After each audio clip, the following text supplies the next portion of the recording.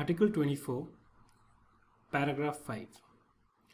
Enterprise of a contracting state, the capital of which is wholly or partly owned or controlled, directly or indirectly by one or more resident of the other contracting state. Now, first let's understand कि हम किस entity की बात कर रहे हैं. Suppose एक Indian company है, इसका कैपिटल जो है किसी फॉरेन कंपनी ने ओन किया हुआ है, या तो 100% या फिर मे बी दो कंपनीज हैं जो 50-50 ओन करती हैं, right.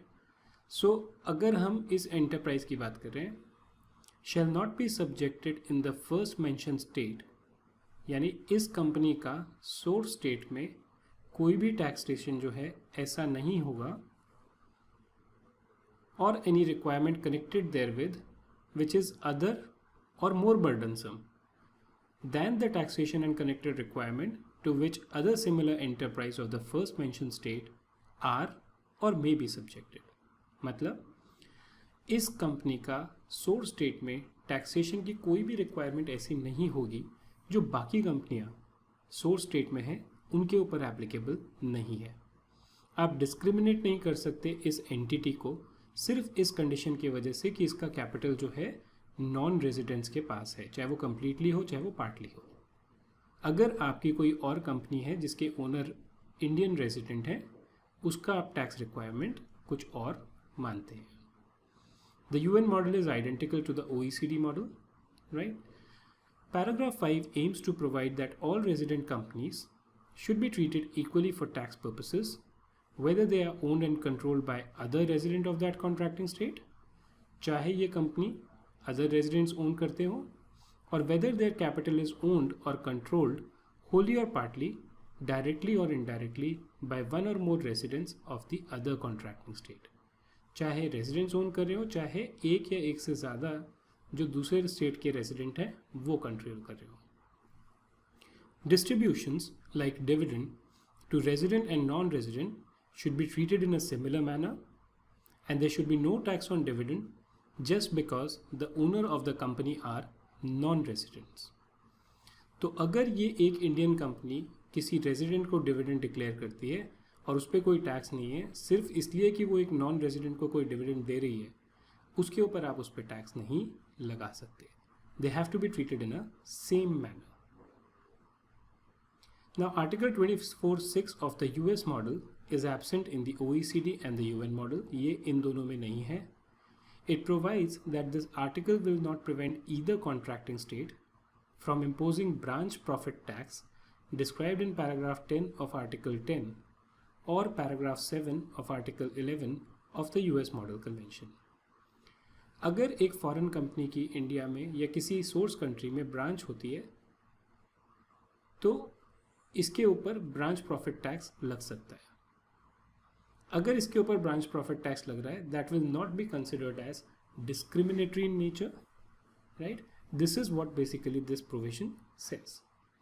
Now when we come to 24(6) of the OECD model, the provision of this article shall, notwithstanding the provision of article 2, apply to taxes of every kind and description. Generally taxes की जब हम बात करते हैं article 2 में defined होते हैं, और इसमें नॉर्मली डायरेक्ट टैक्स जो है आपके वो कवर्ड होते हैं, राइट. लेकिन जहाँ तक बात इस पर्टिकुलर क्लॉज की है नॉन डिस्क्रिमिनेशन की, this will apply to every kind of tax और description.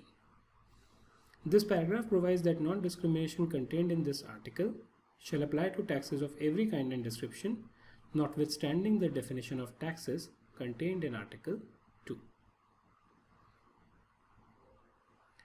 Mutual agreement procedure map. अब हम OECD का मैप के प्रोविजन देखेंगे, US के प्रोविजन देखेंगे. UN मॉडल कन्वेंशन में दो ऑल्टरनेटिव हैं, ऑल्टरनेटिव A और ऑल्टरनेटिव B. ऑल्टरनेटिव B जो है उसमें आर्बिट्रेशन के प्रोविजन है जो ऑल्टरनेटिव A में नहीं है. जहाँ तक बात OECD और US की है, इनमें कोई भी ऑल्टरनेटिव A और B नहीं है. इनका जो एक सिंगल क्लॉज है उसी में आर्बिट्रेशन इंक्लूडेड है. हम लोगों ने म्यूचुअल एग्रीमेंट प्रोसीजर क्या होता है, कैसे होता है, इसके बारे में डिटेल्ड में दूसरे मॉड्यूल्स में पढ़ा है. I will still go through the entire text of this content, but it will not be as detailed as we have already discussed this. There may be a situation where a taxpayer may believe that the taxation treatment by the source country is not in accordance with the provision of the tax treaty. कभी कभी ये हो सकता है कि taxpayer को ये लगे कि जो उसका टैक्सेशन हुआ है या जो होने वाला है वो ट्रीटी के प्रोविजन के हिसाब से नहीं है. अब इस टैक्सपेयर के लिए एक ऑप्शन तो ये है कि उसका जब टैक्स असेसमेंट इस तरह नहीं होता वो उसके अगेंस्ट अपील फाइल करे डोमेस्टिक लॉ में. सेकेंड ऑल्टरनेटिव उसके पास ये भी होता है कि वो एक म्यूचुअल एग्रीमेंट प्रोसीजर इन्वोक कर सकता है between the competent authority of the state of which he is a resident and the competent authority of the other contracting state. In such a case, he is who assessee may request his country of residence to initiate a mutual agreement procedure to arrive at a consensus with the source country on the interpretation of tax treaty. उस case में ये अपनी competent authority के पास जाके बोल सकता है कि आप इस दूसरी कॉम्पिटेंट अथॉरिटी के पास जाइए और जो ये टैक्स हमें कर रहे हैं जो ट्रीटी के हिसाब से नहीं है आपस में दोनों डिस्कस कीजिए कि इसका क्या रेजोल्यूशन है. Let's look at it. Where a person considers that the actions of one or both of the contracting states result or will result for him, या तो ये एक्शन ऑलरेडी हो चुका है, आपको असेसमेंट ऑर्डर मिल गया, या ये एक्शन लाइकली है because of some indication that you have in taxation not in accordance with the provision of this convention. जो भी उनका एक्शन है वो ट्रीटी के प्रोविजन के हिसाब से नहीं है. अगर इंटरप्रिटेशन का इशू डोमेस्टिक लॉ का है उसके लिए मैप इन्वोक नहीं हो सकता, राइट. लेकिन अगर मैटर ट्रीटी की इंटरप्रिटेशन का है तो मैप इन्वोक कर सकते हैं irrespective of the remedies provided by the domestic laws of those state. Even if अगर डोमेस्टिक लॉ में आपके पास ऑप्शन है कि आप इसके अगेंस्ट अपील फाइल कर सकते हैं, that will not prevent you from the fact कि आप mutual agreement procedure application file करें. Present his case to the competent authority of the contracting state of which he is a resident. वो उस competent authority को अपनी application file कर सकता है जिस कंट्री का वो रेजिडेंट है. और if his case comes under paragraph 1 of article 24, ये कौन सा केस है जहाँ पे नेशनल्स इन्वॉल्व होते हैं. मतलब आप कंट्री ए और बी अगर ट्रीटी पार्टनर हैं, इनमें से ए के नेशनल हैं लेकिन रेजिडेंट नहीं है, रेजिडेंट आप हैं कंट्री सी के, तब भी आप बेसिकली कुछ प्रोविजंस को एक्सेस कर सकते हैं ट्रीटी के under this paragraph to that contracting state of which he is a national. अगर ये कंट्री ए का नेशनल है तो इसकी कॉम्पिटेंट अथॉरिटी को जाके ये केस फाइल कर सकता है. The case must be presented with in 3 years from the first notification of the action resulting in taxation not in accordance with the provision of the convention. 3 साल के अंदर जब आपको पहली बार ये पता चला कि आपका टैक्सेशन जो है it is not in accordance with the convention provision, you can place this application, right. Now the UN model is simple and similar. The US model has some differences which says and the time limit prescribed in such laws for presenting claims for refund, right. So matlab irrespective of the domestic law remedy and the time limit which are prescribed for obtaining refund, he can present his case to one or both of the contracting state. US model के हिसाब से आप US को या दूसरे treaty partner को, दोनों के में से किसी भी कॉम्पिटेंट अथॉरिटी को अपना केस प्रेजेंट कर सकते हैं. The competent authority shell Endeavour. अब मान लीजिए आप यूएस के रेजिडेंट हैं, आपने यूएस की जो कॉम्पिटेंट अथॉरिटी है उसको अपना केस प्रेजेंट कर दिया, तो फिर क्या होगा. द कॉम्पिटेंट अथॉरिटी मीन्स जिसको आपने प्रेजेंट किया है, shall endeavour, shall try if the objection appears to it to be justified. अगर उसको लगता है कि जो ऑब्जेक्शन है वो सही है, केवल तभी, and if it is not able to arrive at a satisfactory solution.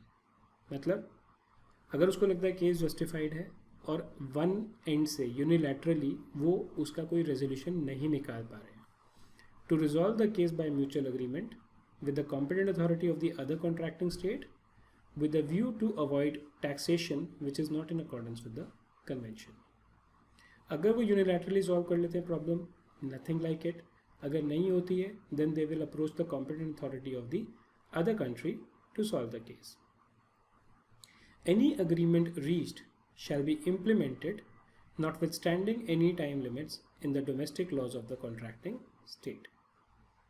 अगर दोनों का मैप हो गया, उसको इम्प्लीमेंट करने के लिए कुछ अमेंडमेंट्स की ज़रूरत है, कुछ रिफंड्स की ज़रूरत है या कुछ डिमांड पे करने की ज़रूरत है, वो इम्प्लीमेंट होगा इवन अगर टाइम बारिंग हो जाता है डोमेस्टिक लॉ के हिसाब से, right? Now one of the other provision which is important in the US Model Convention is that the assessment and collection procedures, मतलब अगर मान लीजिए AO ने ऑर्डर पास किया और उसने आपकी डिमांड निकाल दी $5 मिलियन की, नॉर्मली डिमांड पे करने का टाइम होता है जो AO आपको देता है, हो सकता है कुछ टाइम स्टे भी कर दे, बट अगर US मॉडल ट्रीटी है जिसमें ये प्रोविजन है, then the assessment and collection procedure shall be suspended during the period that any mutual agreement procedure is pending. अगर मैप पेंडिंग है तो जो असेसमेंट है आपका या कलेक्शन है डिमांड का, वो सब सस्पेंड हो जाएगा, स्टे हो जाएगा, right? So this is what article 25(2) provides.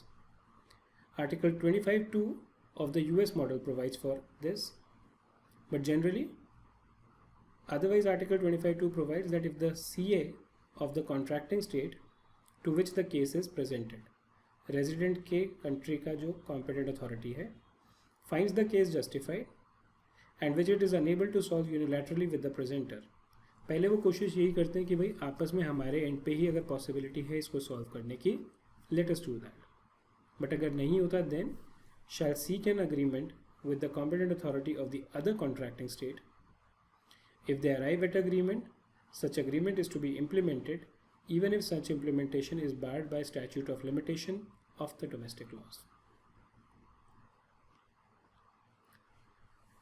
The competent authorities of contracting states shall endeavor to resolve by mutual agreement any difficulties or doubts arising as to the interpretation or application of the convention. वो दोनों आपस में बैठेंगे और discuss करेंगे कि जो भी डिफ़िकल्टी है इंटरप्रिटेशन की, जिसके वजह से ये डिस्प्यूट हुआ है या कोई डाउट है ट्रीटी को इंटरप्रेट करने के लिए, they will try and resolve it by mutual agreement. They may also consult together for the elimination of double taxation in cases not provided for in the convention. अब अगर मान लीजिए कोई ऐसा मैटर भी है जिसके बारे में ट्रीटी में कुछ दिया हुआ ही नहीं है, दोनों के दोनों आपस में डिस्कस करके उसको भी रिजॉल्व कर सकते हैं. This clause is similar in the UN model, right?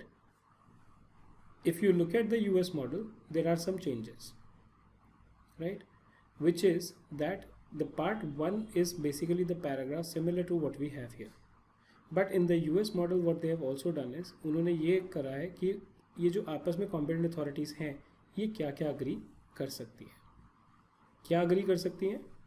To the same attribution of income, deduction, credit or allowances of an enterprise of the contracting state to its PE situated in the other contracting state, to the same allocation of income, deduction, credit or allowances between person, to settlement of conflicting application of convention, including conflicts regarding characterization of income, characterization of persons, application of source rule, meaning of any term used in the convention, timing of particular item of income, APA, and to the application of provision of domestic law regarding penalties, fines, and interest in a manner consistent with the purpose of the convention. In addition to this, there is clause 4, which is absent in the other two models. The competent authority of contracting state may agree to increase any specific monetary amount referred to in this convention to reflect economic or monetary development. मतलब मान लीजिए पहले आपने agree किया था कि $2 लाख का से ऊपर के जो खर्चे हैं उसके ऊपर रिस्ट्रिक्शन है, वो अलाउ नहीं होगा.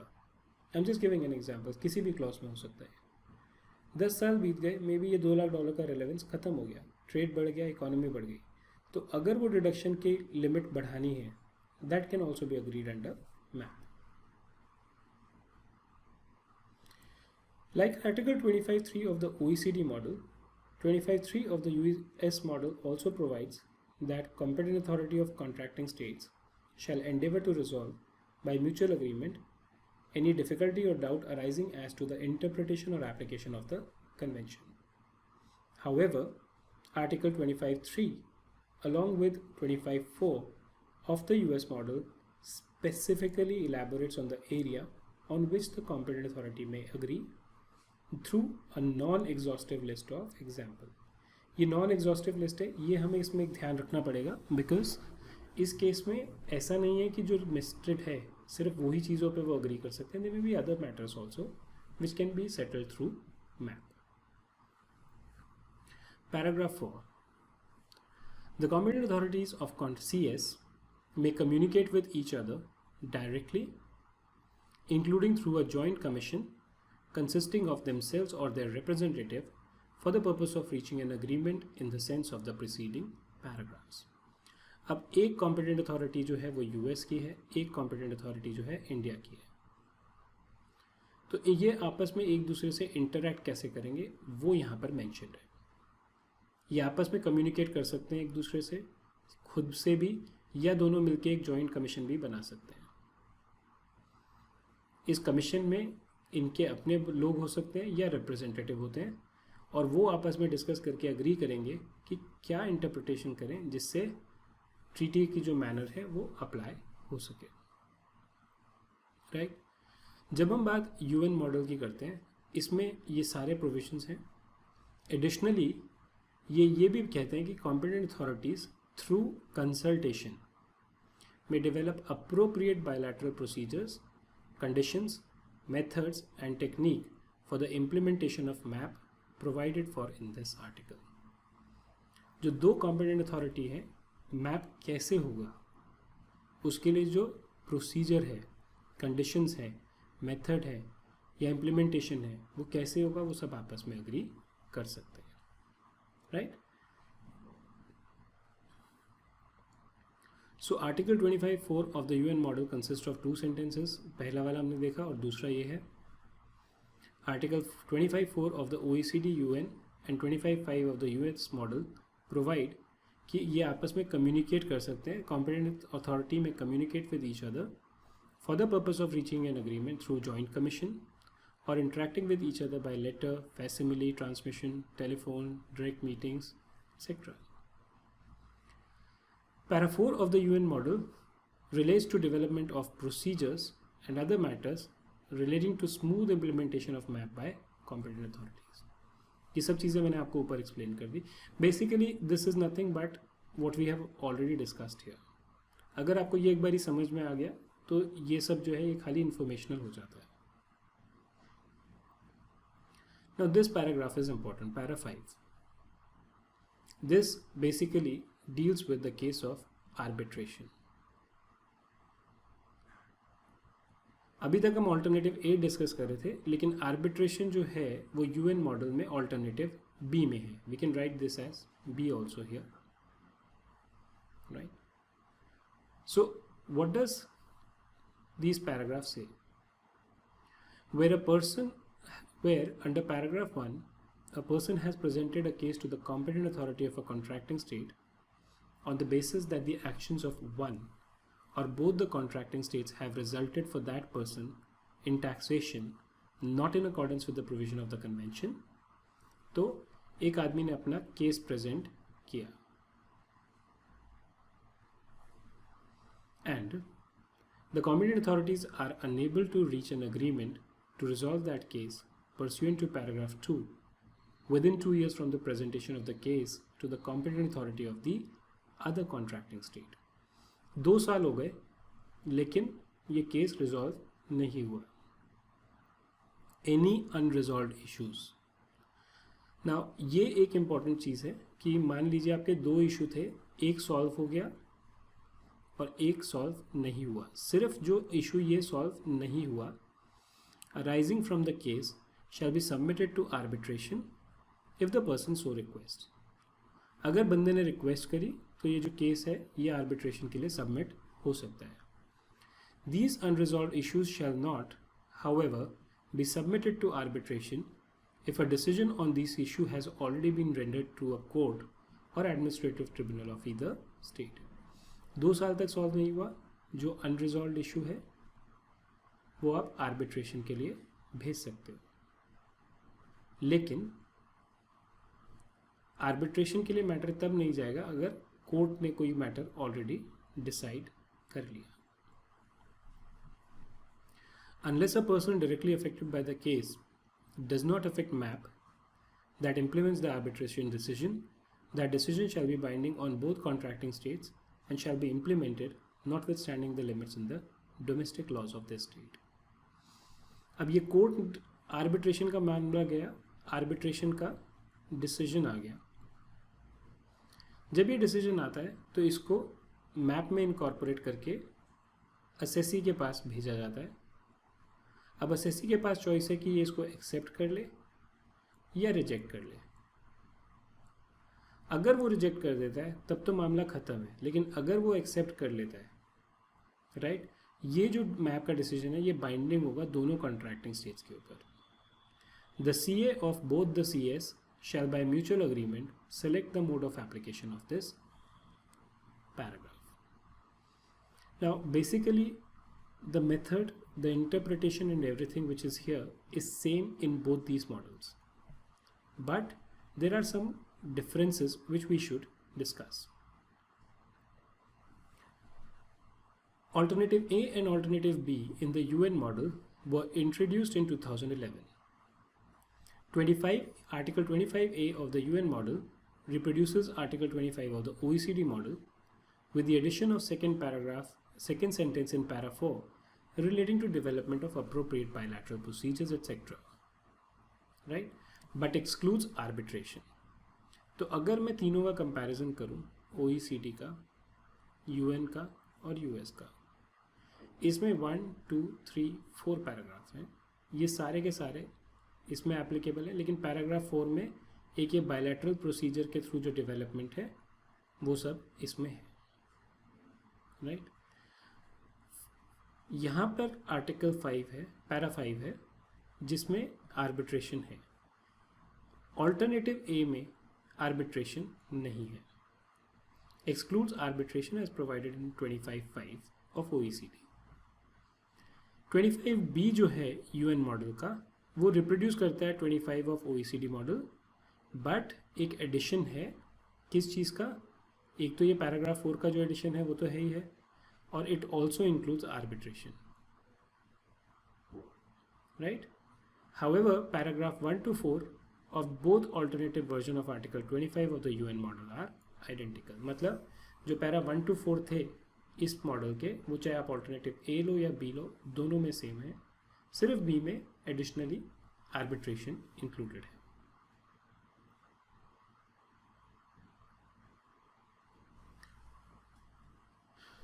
Since paragraph 1 to 4 of both the alternative versions are same, we'll need to compare paragraph 5 of the OECD model convention with the alternative B of the UN model.